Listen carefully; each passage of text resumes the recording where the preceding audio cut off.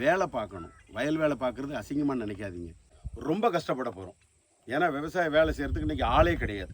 எங்கள் அப்பா எங்கிட்ட என்ன சொல்லுவாங்கன்னா, வேலை செய்யலைன்னா அற விழுந்துடும், வெளுத்துருவாங்க.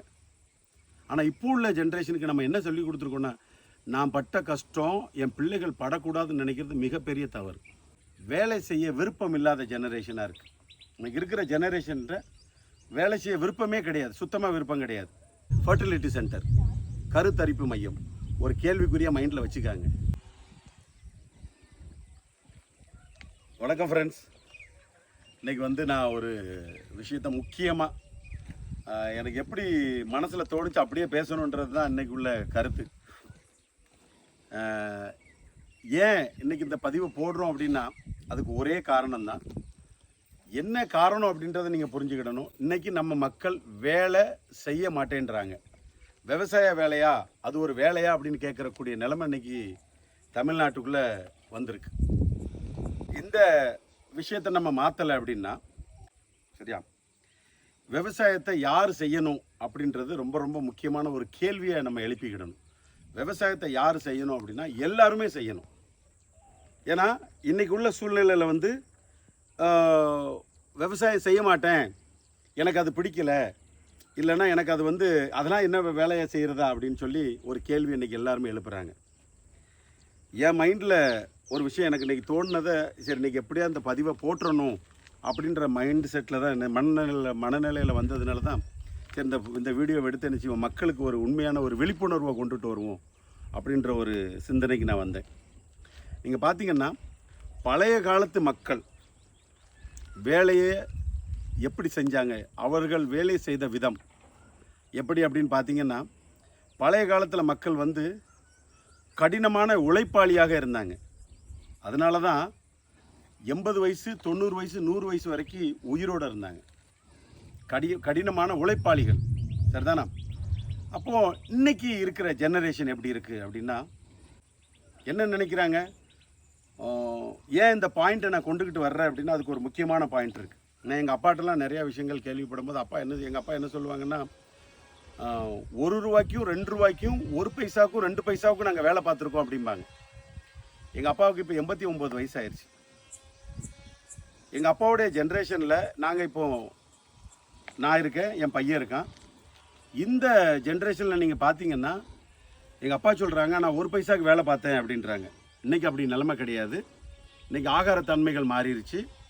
இன்றைக்கி அவர்கள் சாப்பிட்ட விதம் மாறிடுச்சு, நம்ம சாப்பிட்ற விதம் மாறிட்டு, அவர்கள் சம்பாத்தியம் பண்ண விதம் மாறிடுச்சு, நம்மளுடைய எதிர்பார்ப்பு நிறையா மாறி இருக்கு. ஸோ இதில் நீங்கள் முக்கியமாக பார்க்க வேண்டிய ஒரு விஷயம் என்ன அப்படின்னா, அவர்கள் அந்த 1 பைசாவுக்கு வேலை பார்க்கும்போதும் 5 பைசாவுக்கு வேலை பார்க்கும்போதும் திருப்தியாக உடல் உழைப்பு இருந்துச்சு அவங்களுக்கு. ஆனால் இன்றைக்கி நம்ம மக்கள்கிட்ட உடல் உழைப்பு கிடையாது, சுத்தமாக கிடையாது. ஏன் செய்யணுன்ற மனநிலைக்கு வந்துட்டாங்க. இந்த கேஜெட்டை கையில் எடுத்துக்கிடுவாங்க. சின்ன பிள்ளைங்க பார்த்தீங்கன்னா எல்லார் கையிலும் என்ன இருக்குன்னா, இப்படிப்பட்ட ஒரு மொபைல் எடுத்துகிட்டு அந்த மொபைலை தான் கையில் வச்சு அதுதான் உலகம்னு நினச்சி இன்றைக்கி ஓடிக்கிட்டு இருக்கிற ஒரு காலமாக மாறிடுச்சு. தவறு. ஏன் விவசாயம் செய்யணும் அப்படின்றதுக்கு ஒரே ஒரு கேள்வி தான். இந்த விவசாயம் செய்கிறதுக்கு என்ன காரணம் அப்படின்னா, நம்ம சாப்பாடு 3 நேரம் நமக்கு தேவைப்படுகிறது ஆகாரம் மட்டுமே. இன்றைக்கி ஆகாரத்தில் உள்ள பற்றாக்குறை நிறைய வந்துருச்சு. நீங்கள் ஹோட்டலுக்கு போகிறீங்க, விஷமான ஒரு பொருளை தான் நம்ம சாப்பிட்றோம். பியூராக இருக்குமான்னா தெரியாது. வீட்டில் சாப்பிட்றோம், விஷமான பொருளாக இருக்கான்னா எஸ் கண்டிப்பாக இருக்கும். ஏன்னா இன்றைக்கி ஒரு விவசாயியும் மருந்து அடித்து, அந்த மருந்துக்கு மேலே மருந்து அடித்து, காய்கறிக்கு மருந்து, கத்திரிக்காய்க்கு மருந்து, தக்காளிக்கு மருந்து, நெல்லுக்கு மருந்து, எல்லாத்துக்கும் மருந்து அடிக்காமல் ஒரு விஷயம் கூட இன்றைக்கி வர்றது கிடையாது. அப்போது என்ன பண்ணலாம் புரியுதா உங்களுக்கு? இப்போ என்ன பண்ணலாம் அப்படின்னா, ஒவ்வொரு தனி மனிதனும் விவசாயத்தை கண்டிப்பாக செய்யணும். அவன் விவசாயம் பண்ணலை அப்படின்னா அது தவறு. ஒரு பாயிண்ட் முக்கியமாக சொல்கிறேன். இன்றைக்கி உள்ள பெற்றோர்கள் என்ன நினைக்கிறோன்னா, இப்போ ஒரு ரீசெண்டான ஜென்ரேஷன், நீங்கள் பட்ட கஷ்டம், நம்ம படுற கஷ்டம் நம்ம பிள்ளைகளும் பார்க்கணும், படணும். அப்போந்தான் நம்மக்கிட்ட இருக்கிற கொஞ்சம் பொருளையாக அவன் சேர்த்து வைக்க முடியும்.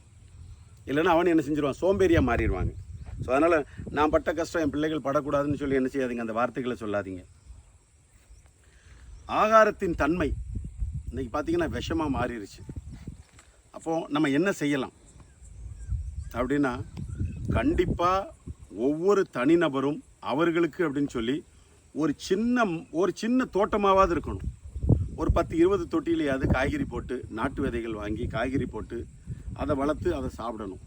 அதை கூட செய்யலை அப்படின்னா நம்மளுக்கு சாப்பிட்றதுக்கு தகுதியே கிடையாது, ஆகாரம் உட்கொள்வதற்கு தகுதியே கிடையாது. ஏன்னா இன்றைக்குள்ள அவமானம், அசிங்கமான நிலைமை எப்படி மாறி இருக்கு தெரியுமா? பழைய காலத்தில் சாப்பிட்ட ஒரு சாப்பாடு, பெற்றோர்கள் உயிரோடு இருக்கிறாங்க, பிள்ளைகள் செத்து போயிடுறாங்க.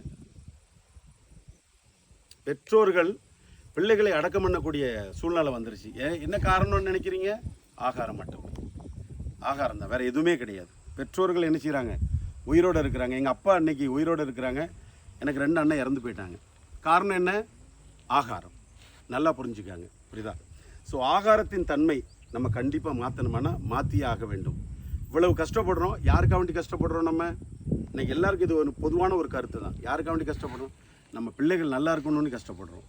சரி, வேலை பார்க்குறோம். அப்போ அந்த பிள்ளைகளுக்கு நம்ம தகுதியான இல்லைனா ஒரு சரியான ஆகாரத்தை கொடுக்குறோமா அப்படின்னா ஒரு கேள்விக்குறி தான். ஸோ அதனால தான் என்ன சொல்கிறோம் அப்படின்னா, கண்டிப்பாக என்ன செய்யுங்க, விவசாயம் பண்ணுங்கள். அடுத்த ஒரு பாயிண்ட்டு, நான் ரொம்ப முக்கியமான ஒரு பாயிண்ட்டை யோசிக்கணும்னு நினைக்கிறேன்.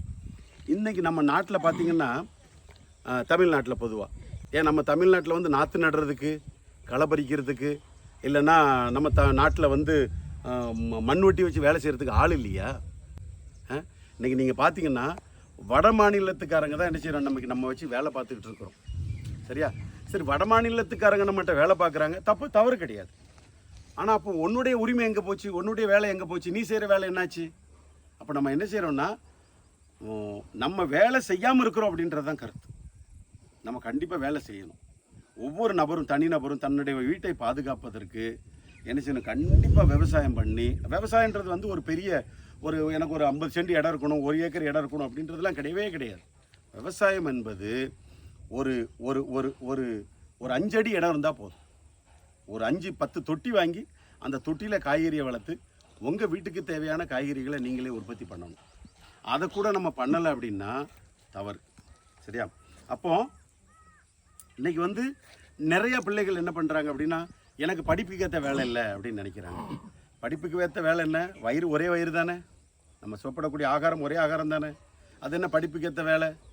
விவசாயத்தை பார்த்துட்டு வீட்டில் வந்து ஒரு 10 தொட்டியில் நான் காய்கறியை வச்சுட்டு சாப்பிட்டுட்டு போங்க, யார் வேண்டான்னா.